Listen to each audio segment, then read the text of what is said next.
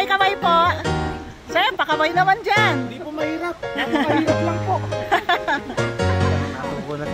Tara, balik. Presenting ang Hulugan Falls. Ayan.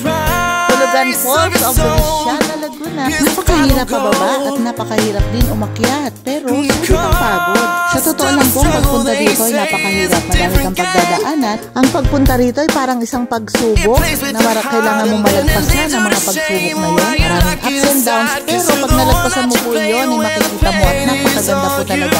Na parang isang paraiso. Kung nakikita nyo naman ang lagaslas po ng tubig ay napakalakas. At syempre mamaya-maya ipapakita ko sa inyo kung paano talaga ang lagaslas ng tubig para po nyo ma-appreciate ang video na ito. At dahil iba ang impact ng pagbaba ng tubig mula sa itaas, kaya pag pupunta ka dito, huwag mo isipin hindi ka mababasa dahil super mababasa po kayo lahat. Dahil sa ampias ng tubig na parang umaambon po sa ibaba ng falls. Hindi siya falls alarm. Ang taas ng falls na to ay mayroong 285 feet.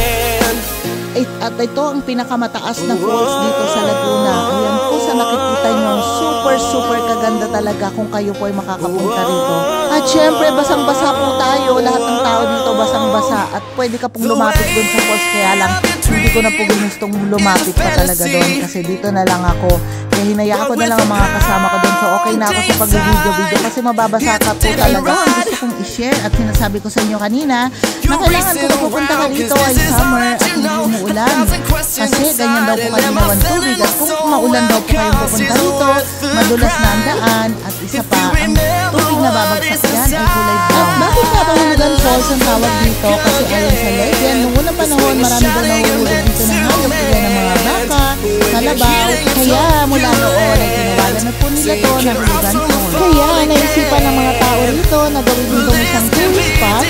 Bali, amazing po talaga kasi ang lalim niya pag lumapit ka doon sa falls ay between 8 to 12 feet. At ang taas niya naman ay maabot ang 285 at super kaganda talaga. Kaya iyan po, nandito muna tayo nagstay at paupo-upo na lang.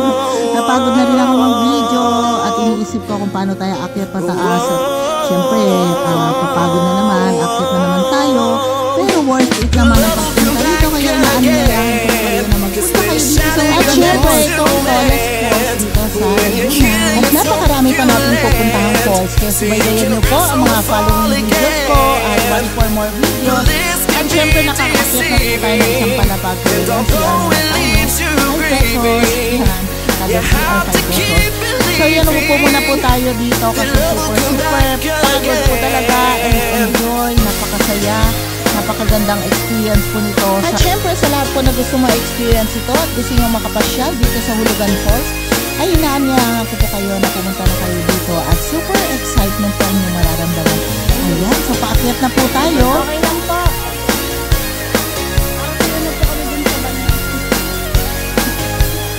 Medyo aakyat na naman at syempre pupunta pa tayo sa ibang falls. Kaya ang ating pong oras ay bago